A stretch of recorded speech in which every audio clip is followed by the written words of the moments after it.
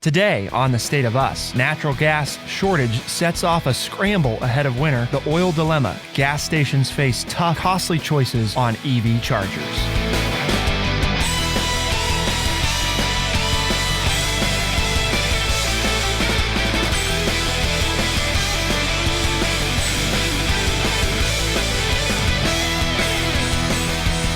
Welcome to The State of Us. I'm your host, Justin T. Weller, joined today, of course, by the friendly redneck liberal, Mr. Lance L. Jackson.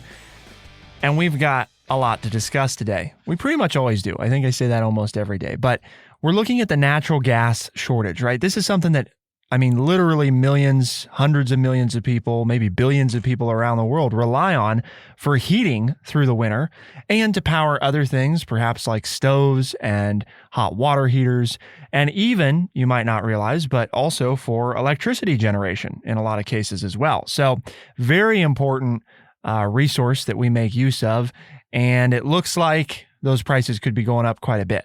We've also got this oil dilemma, even as somebody like President Biden, who's very supposedly pro-green energy, is pushing those initiatives. He's also encouraging oil companies to ramp up production to lower the cost of gasoline, which is this gas dilemma. It's also the dilemma that gas stations face. Do they move to EV chargers? Can they make any money? So we're going to look at all that today. But before we do, Lance, what is the word of the day? Well, the word of the day is a short one today for Justin. The word is chary, C-H-A-R-Y, and it means not taking chances, careful, or cautious. So businesses are a little chary when it comes to putting money into EV stations, and they're wondering whether or not it's the right thing to do for their investors and for their consumers. And so maybe we need to look at it and put them somewhere else. Put them someplace that's not a gas station. Well, we'll let people chew on that one while we talk about, Lance, this natural gas piece, which you found pretty interesting, right? Because, at a glance, our headline, natural gas shortage is setting off scramble ahead of winter. Like, okay, right? Tankers are being diverted. Manufacturers are slowing production as countries and businesses battle to secure supply. But this is bigger than just what it seems on the surface, right? Well, yeah, because what I was reading in the article, everybody says, well, just drill for more. Well, the companies are saying it's not economically conducive for us to begin to drill for more because the cost of drilling is going up 2 to 3% each quarter. So we can go in and drill it, but you think prices are high now. We're going to increase prices even more because we have to cover the cost of drilling. And then it goes on to say that, well, even if we wanted to drill and pay the cost and pass it on to the consumer, there aren't enough workers out in the field to do all this that needs to be done. So we can't even get the people that are necessary to do the extra drilling to produce the extra natural gas. And so now, take it one step further. Well, where am I going to get my power? Well, China and Europe, who are seeing the crunch more so than even in the United States, are starting to take mothball coal factories and open them back up and say, bring me the coal.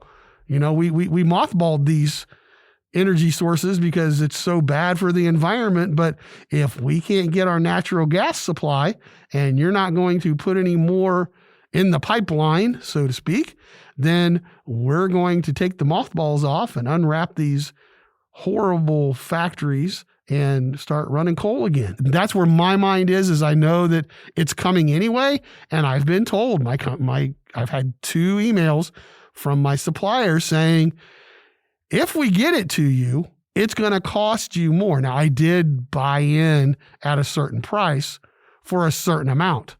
But if it's a colder winter and I go over that amount, then come January or February, I'm going to be paying a really high price. So, I've hedged my bets, but we think of it in that realm. We don't think of it as, well, in Europe, they're going to start using coal again, and that's going to ruin the environment even more so at a time when that's one of the reasons why there's a problem in the first place, because winters are getting colder and summers are getting warmer and people need it in places they don't need it before. And well, pump more. Well, yeah, there is more there, but it's going to cost us more to pump more. And well, even if we were willing to pay the prices to pump more, we don't have the personnel in place, nor are there people out there who are willing to do the jobs, even if we wanted to pump more. Well, because the electric side, people forget, right, that natural gas and propane, which are very similar, right? I mean, just for everybody, because Lance is talking propane, and for those that don't know, I mean, they are not exactly the same thing, but they are similar. And they're byproducts of the whole process, right? Of the same process, basically. So my understanding is, and for our listeners out there that are a little better educated about this, really it's basically the same thing, like in a different sort of state. But again, correct us if we're wrong. Send us an email, podcast@thestateofus.org. I do have a computer, so I could look that up. But the point is that we'd rather hear from you guys. I mean, right. I get tired of looking at Justin's screen up there. Where I'm like, hey, what do we got he's showing here? me all this information. You guys let us know. That's more fun with that. That's more interactive for me, and I like that. Well, they had their chance. Both are odorless, colorless, and clean burning fossil fuels. Propane is more energy efficient and considered to be, a green fuel, while natural gas is not. Hey, it's what it says, so get off my back. That's right. I'm using a green fuel just like you are. Yeah. Well, yeah, not just like, right? Natural gas is delivered to houses via gas pipelines. No, I mean, come on now. If people are new to the show, they're like, wait a minute, why doesn't Justin use electric and propane or natural gas? You didn't say. You say I don't have that problem, but you haven't told the new listeners why you don't have that problem. We're just going on, I'm teasing you about it, but why is it that you don't have those same issues that 95% of the rest of us have? I'll tell you that. Lastly, though, propane is heavier than air, but natural gas is lighter. Natural gas is not as energy dense as propane, which is why, because you might wonder, well, why does Lance have propane? Why don't I have propane? I have natural gas. And I'm not talking to me, I'm saying you at home. Well, if you live in a municipality, there's a good chance you have natural gas, and that's because it passes through pipelines, right, under the ground, all the way to your house, continuous supply. Well, that's not how it works for Lance, right? He has to, what he was talking about, because people are probably like, what the heck? What do you mean you have to, arrange an order and you're buying a certain amount? Well, he has a tank sitting at his home, right? It's not an endless supply. Somebody has to come out, fill up that tank, and when he uses that tank, he's out of luck until somebody comes fills it again. Mm-hmm. There's going to be no heat until that tank is filled. That'd be the truth. So that's the difference, right? So propane partly you see is going to be deployed in those applications where you have people that have tanks, like especially out in the country, because you want something that's more energy dense too, right? Because if it was not nearly as energy dense, you're going to get into that whole, well, you'd have to have your tank filled, all the freaking time.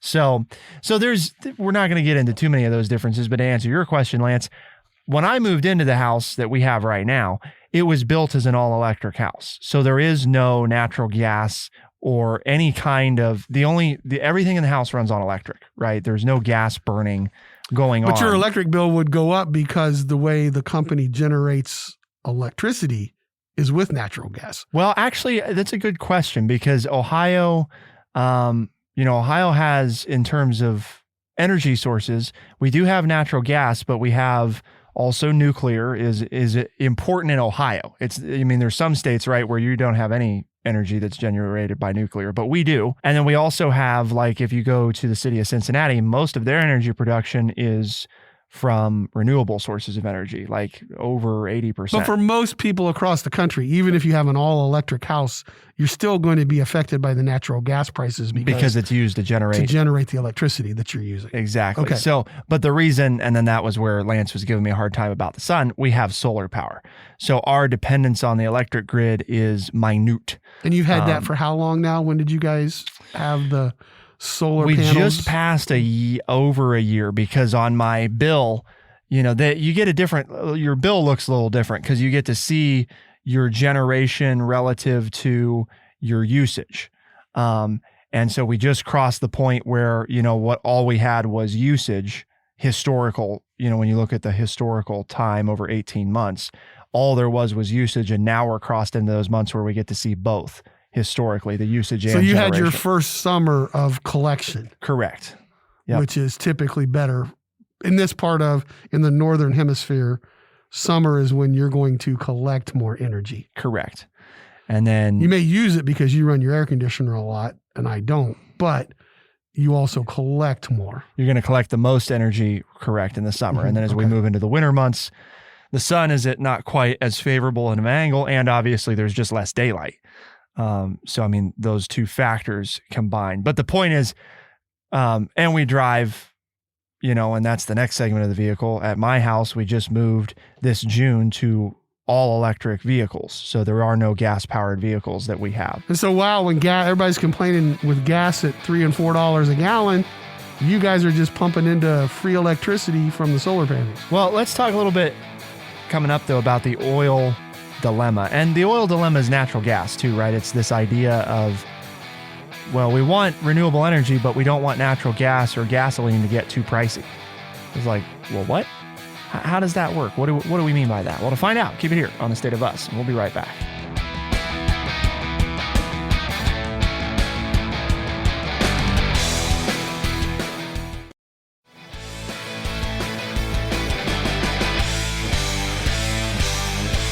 Natural gas and its close counterpart, propane, it's safe to say those are pretty important sources, especially during the winter around the world, right? I mean, they're important throughout the year because natural gas in many places is used to generate electricity. But propane in particular, right, starting to become relevant where we live at least, because even if Lance is willing to freeze and let the pipes burst, his wife's probably not. So they're not maybe to the same amount. Hey, we keep it at 60. And since the kitchen faces the west, then we keep the doors open under the sink so that they don't freeze. We've lived there a long time. We know the tricks. What's the matter with 60? It's healthy. My hands are... It's healthy for you. I'm losing feeling in my fingers as I'm talking about it. Put on more clothes and get a blanket. Yeah, I have to wear gloves in the house. Oh my gosh, what a weakling. The weakening of America. Wearing gloves at 60. Are you kidding me? There's Lance's answer to the energy crisis. We can all go green. Just turn off the heat everywhere. Turn off the heat and grab a wool blanket. Who needs running water in the house? Let's just go back, break up the pump outside, get it hand cranked, get what you need. Chip the ice so you can get to the water. Yeah. Or bring the ice in and put it on the stove and melt it. Yeah. I have to go back to wood burning stoves. I love it. There'd be no electric in the house. I got plenty of wood. I chopped down about 12 trees last year on my property. Now, for those of you that are like, oh, he's so not green, he's chopping down trees. I planted 15. So I took out about 10 or 12. So good net gain. I got a net gain there, right? I mean, those net of you that pickup. if you listen to our segment about the House and the Senate for Democrats and Republicans, I got a net gain on my green stuff.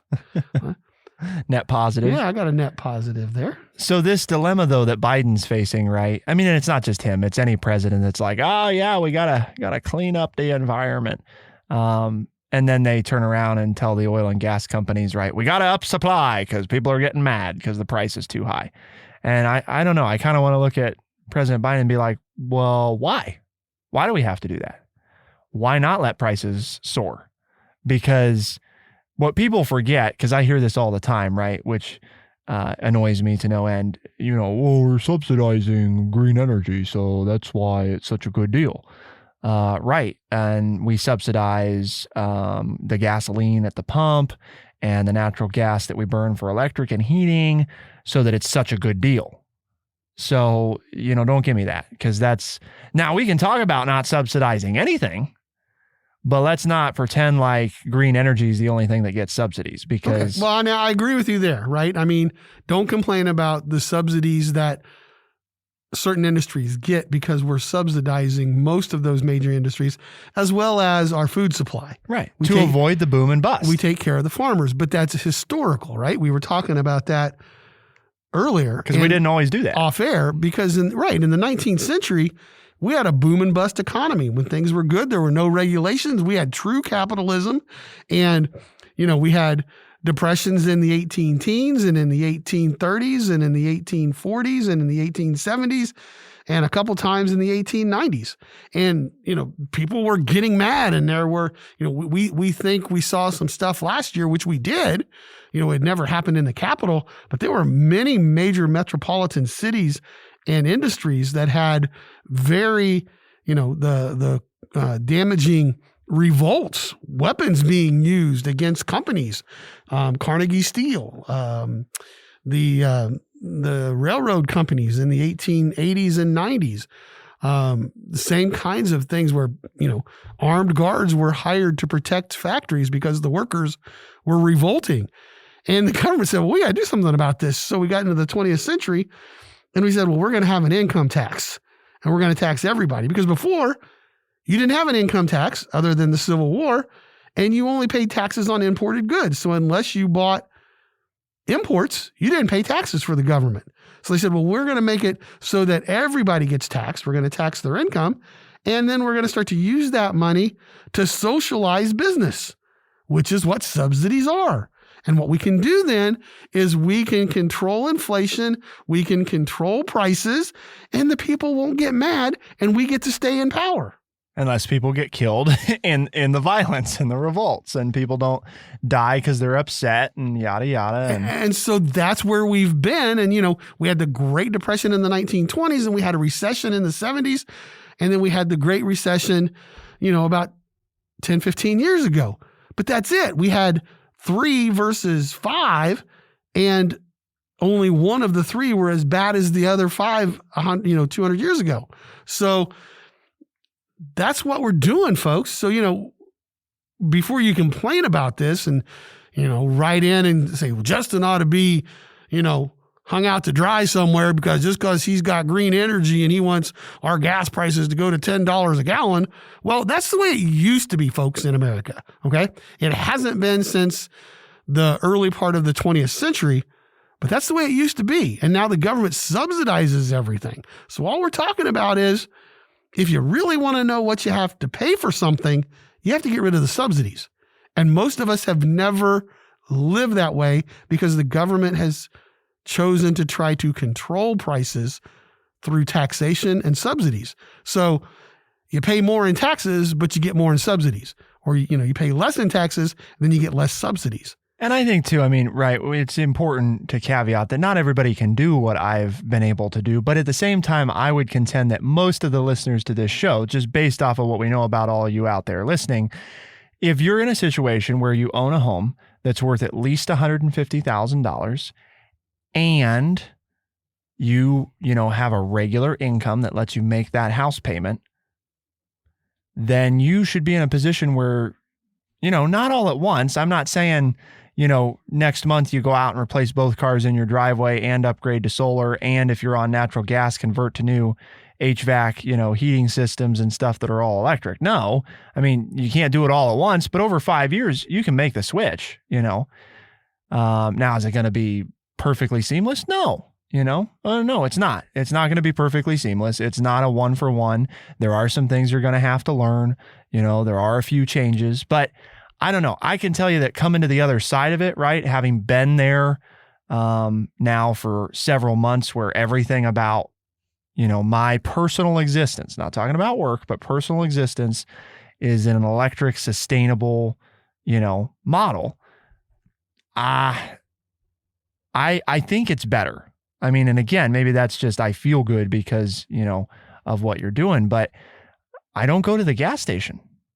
I have not been to speedways like the one that I used to go to all the time, or Kroger, because Kroger has fuel. They're a grocery chain if you're listening in a part of the country where they're not. I haven't been to either of those places, Lance, in 6 or 8 months. And I think when you start thinking about it, how much time have you saved? Oh, yeah. Right? How much more time have you freed up in your week that you fuel up at home? And money.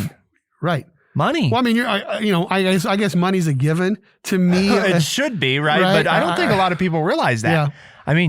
We figured out, just to be clear, because my husband, right, commutes about 50 minutes every day to work one way. So, you're talking, it was a big fuel expense. Right. You're not talking about you just buzz around town. Right. You do. but your household doesn't necessarily. So you can speak to both. You can speak to, well, I just buzz around town, but your husband puts 2 hours a day on the road to get to work. I mean, our monthly fuel expense was probably $150 to $200, depending on. Well, and that was economically based gasoline car engines. Right. I mean, we had two, if you were driving my truck, it would have been like $300 or $400 a month. Right. But now, I mean, I can tell you because we've factored in, we pay attention. The nice thing about the electric vehicles is, of course, you can track exactly how much energy you're putting in them. And we know what we pay for the electric that we use above and beyond the solar, and what we pay for solar. I mean, our monthly, travel expense doesn't top $30. So you're saving easily $150 a month just in fuel cost, plus the time spent at the gas station. And then for those of you that go places that's just not a gas station, how many other things do you pick up? You get your coffee or what? You say, well, I would do that anyway. Well, really, what if you didn't have to go to the gas station? Would you take the extra 10 minutes and make a fresh cup at home? Make a fresh pot at home, pop some rolls into the toaster oven or whatever. And then you wouldn't be spending that money on gas plus another $5 to $10 on drinks and food and snacks because you would just do that at home. And oh, wait a minute. Then you might not put on those 5 pounds that you have to lose before Thanksgiving, which your doctor then says is raising your blood pressure and causing more strain on your heart. And now I'm really going all out. But I was going to say, wow, who knew that, the sustainable energy future could be so good for your health. See, there you go. I mean, and I'm sure your psychological health somehow can benefit, and you'll lose 80 pounds. And you're not standing in line. You're not tapping your foot. You should be the infomercial spokesperson. You're driving more safely because you're not in a hurry, because you have more time, because you didn't have to stop at the gas station. I mean, unless I forget to charge at home, right? And then now I'm in a bad way. Well, there's still, wait a minute. It all comes back to what? Human personal responsibility. Yep. But I am not at all chary about telling people that I think it's worth doing. I mean, if you're in that situation that I just outlined or better, right? I think it's worth. I know financially that it's worth it. Okay. So just forget about if you care about the climate I don't think you should forget about it, but set that aside. It's just the financial benefit, right? I mean, the money that we save on fuel alone each month, just that money pays for the solar. And then you say, well, wait a minute, but a lot of your electricity, most of your electricity comes from solar, right? Right. So just the fuel savings of having an electric vehicle. And your whole house runs on solar. Right. So is saving the electric bill, and the solar is paid for by the energy savings of the electric vehicles, basically, And we had, to Lance's point, for some people, that's going to be a much greater savings. We had 2 very fuel efficient vehicles. So $150 to $200 a month. I know most people, that's probably, depending on how much you drive, it's probably a good bit more than that and the type of vehicle you have. So no, not at all chary about it. So you don't have to be green. You don't have to be, interested in saving. Just be interested in saving the money. You just like the green that I like, and that is the money. You want to make a green earth. I want green money. Right. Okay. So see, that's why you got to make that switch, Lance. I'm telling you, just save the money, right? Just the economy segment.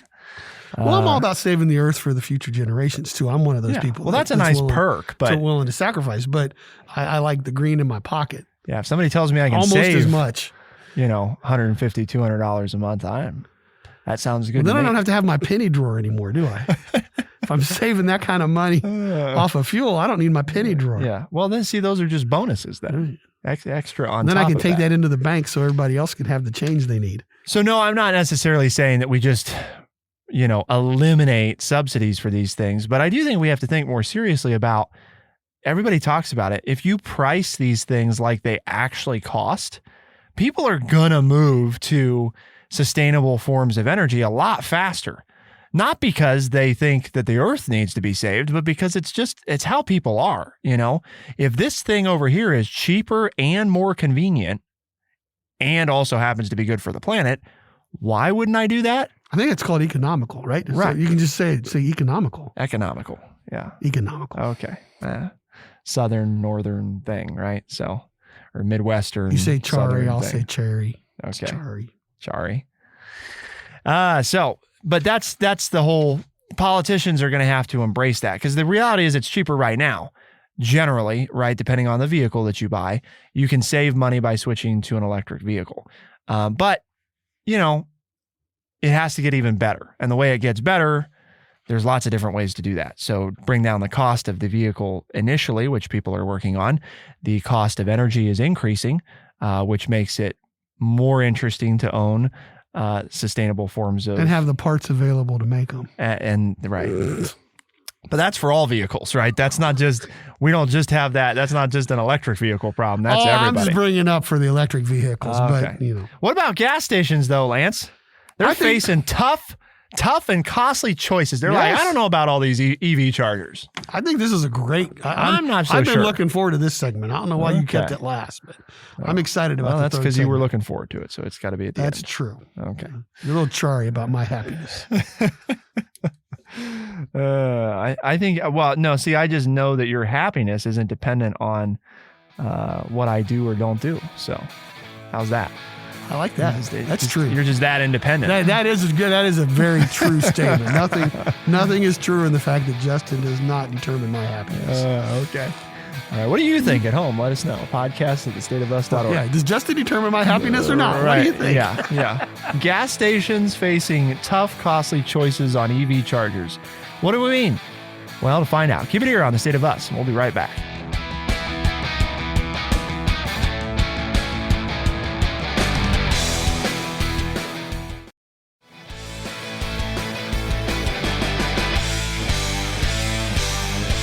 To build or not build?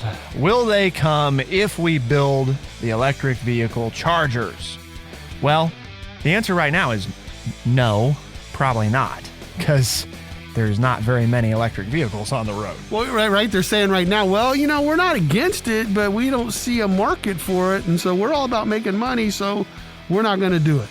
That's really forward thinking, isn't it? I mean, don't you want to be a part of that business where we know that this is a fossil fuel, and right now we're only worried about making as much money as we can right now? Oh, because here's what we're going to do. Because when there is no more, or everybody's buying electric vehicles, we'll go to the government and ask to be subsidized. So then we'll keep making money because the government will just subsidize us because they can't let us go. We're too big to fail. I don't know if Lance and I will still be doing the show another 10 years from now, but for those that don't know, this November, I think, marks about 10 years. So, hey, I'm planning on it. Okay. You convinced me I'm going to be kicking for another 20, so I got to work for another 10. But in another 10 years, we'll check back and see if this prediction is right. My prediction, Lance, is that well over half of all gas stations that exist today will be out of business in 10 years. And the reason for that is because, I mean, yes, you'll still need some gas stations because there will still probably be fuel vehicles out there. But the ones that will have EV chargers, they'll wait so long to make the transition that other places, which Lance said, well, why wouldn't you have an EV charger at like a Barnes & Noble? Because then, right, I can stop, charge up, I can go in there and shop. And that's what, I mean, that's just one example of, that's why you're finding them in parking garages, and some retailers are putting them in. Target. Because, right. You know Target, right? Yes, Target. Our listeners, Target. Uh-huh. Yeah. Yep. You know, why wouldn't Target, Walmart, you know, and I will say this. Walmart's already doing it. Right. They have them. And you know, April, my wife said, well, you know, we buy an electric car, where are we going to get it charged? And so when we go to the city, I start pointing places out, and she goes, oh, I'd never noticed those. You know, I look for them now because you have one, and, you know, you told me, and you've called it up on the computer and shown me all the places that I go where I could park and charge.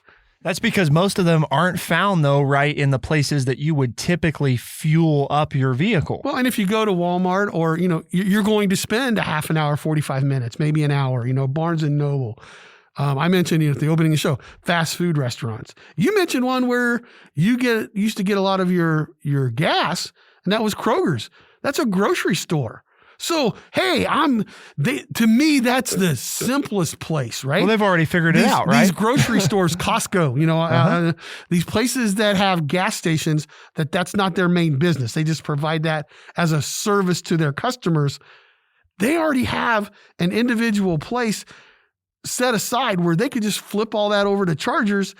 You park there, go in and do your shopping, come out, and you're not spending another, like I said, 10 or 15 minutes getting fuel. I mean, I know my sister out in California, she has her Costco run once a month and she gets her gas there as well. And she'll say, yeah, after I get my gas, I'll usually buy lunch at Costco and eat it while I'm waiting in line to fuel my car because the line is that long.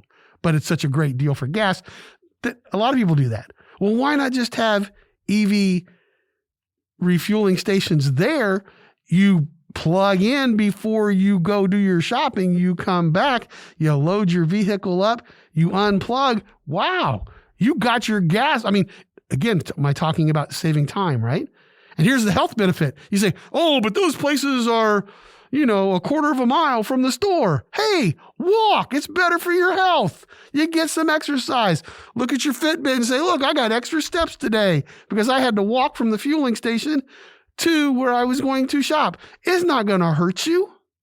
It's going to benefit you. You're healthier.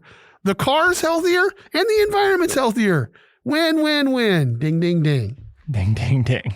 Drop the mic. I'm done. See, people? Not at all chary about even that. the friendly Not redneck liberal chary. is worried about your health as well as the environment. And this will do it.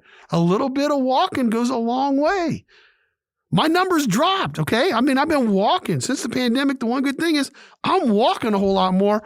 And my doctor's like, I never thought you'd get this healthy again. The benefits of walking. So don't worry that the EV station is in that far away place. That extra, 100 yards that you're walking is benefiting your health. You get to live longer so you can drive longer. What happened to the whole, 5 miles to school uphill both ways? I still do that. Okay. Yeah. Okay. But I didn't do that when I got old enough to drive and gas prices were cheap because it was subsidized by the government. I rode down to the end of the driveway to pick up the mail because, it didn't cost any money. Right. And you say, what? I said, well, some of us live way out in the country and our mail is a quarter of a mile, to the road and they don't deliver to the house. And so, you get in your car and you drive up to the mailbox and then drive back. But now, buddy, I'm walking to the mailbox. Get the walk in. That's right. Get the steps. But I think the big thing, right, is what this communicates to people is the large reason that most gas stations or even dedicated places to charge, the reason you see charging stations showing up at all these different places is because part of what people and businesses realize is that the only reason that gas stations are the way they are is because, it's just not practical for you to have this big gas tank sitting at home and somebody to come fill it up all the time and then you to fill your car. And it's like, it made a lot more sense to have centralized locations, big quantities of gas delivered, and it keeps the price low, right? Well, that's not really the same way it works quite with electric vehicles. It makes sense to put them in places where you already have something else to do.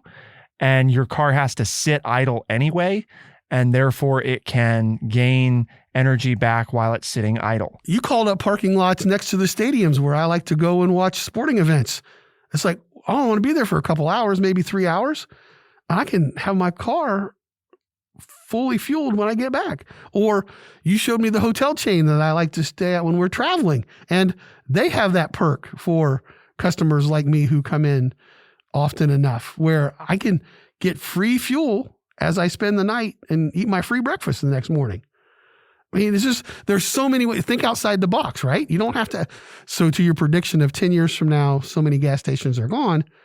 Well, it makes sense because we're seeing these other businesses starting to wedge the door open and say, well, shop here, stay here, fuel here.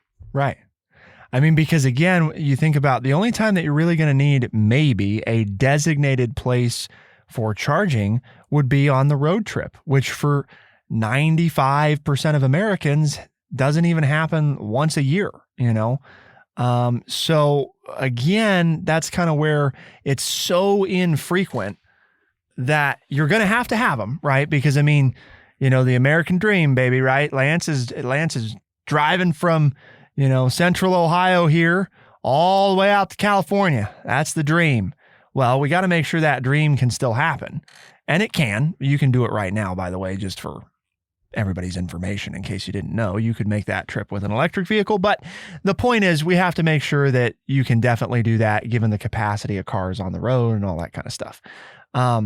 So that's important, but you don't have to have nearly as many gas stations because, for example, here in little old Urbana, well, there's no way we're going to need whatever we have. Well, we have like 5 or 6 gas stations, I think. 6? Yeah, we got 6 gas stations for, 12,000 people. So do that math. That's a lot. You don't need that.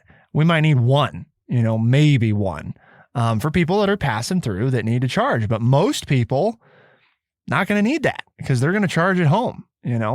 That's how they're going to charge. So again, that's where we're just talking about. A lot of this is just a rethinking, which really at the end of the day is better, right? I mean, if I can charge at home in my garage overnight when I'm sleeping, why would I want to go to the gas station if I can do that instead? Leave the house 15 minutes early you can stay in bed an extra 15 minutes. Right. And to Lance's point, I'm going to save more money anyway, because if I'm at the gas station, they've capitalized on that. Hey, well, we got coffee in here that's way overpriced. You can pick up some junk food that's no good for you, and we can clog your arteries, while you're at it, which is delightful, but is really not very good for you, both economically or physically. So, that's an automatic removal of, you're just eliminating that temptation. So why do we have this conversation today, Lance? Well, because I was interested in it, but also because our mission statement here at True Chat is to educate people by providing honest, open, and respectful conversations. And I've done that. I'm not. I haven't been chary at all about chariness with my opinions today. Yes, you could do that. You could say that. And if you too have enjoyed this conversation, share it with others, because that's what makes it grow and happen. And we make some change and make positive change for ourselves and for our children and for our environment. And so tell them, hey, you can find us as a podcast on Spotify, Overcast, Stitcher, Apple Podcast, and everywhere podcasts are found. The State of Us is available Tuesdays and Thursdays as a podcast first thing in the morning and on the weekends in select talk radio markets, AM and FM radio stations around the country. For The State of Us on True Chat, I think I got Lance today. I think I got him. Oh, I think you did. I did. I had to count. I had you by 1. Oh, okay. That sounds about right. So victory coming back from the losing streak. Maybe we'll see. I gave you a 2-syllable word. Well, see, that's what we get. You give me those correct words. I can win, baby. You give me those 3 or more syllables, we're in trouble. 2 sometimes is a problem, but in this case, it was easy enough. It was just a Y at the end. It was just a Y. So that keeps it easy. Keeps it easy. For The State of Us. Oh, nope. Wait. No, go ahead. Oh, okay. I'm not chary at all. Oh, all right. Well, I already won, so. See, that's how that works. The minute I win, then the competition's over. That's why you don't determine my happiness, because you change the rules to make sure you win. For The State of Us on True Chat in Urbana, Ohio, I'm Justin T. Weller. And I'm Lance Jackson. Special thanks to our producer, Bradley Butch. Thank you all, our audience, for tuning in. We'll see you next time. Be the change.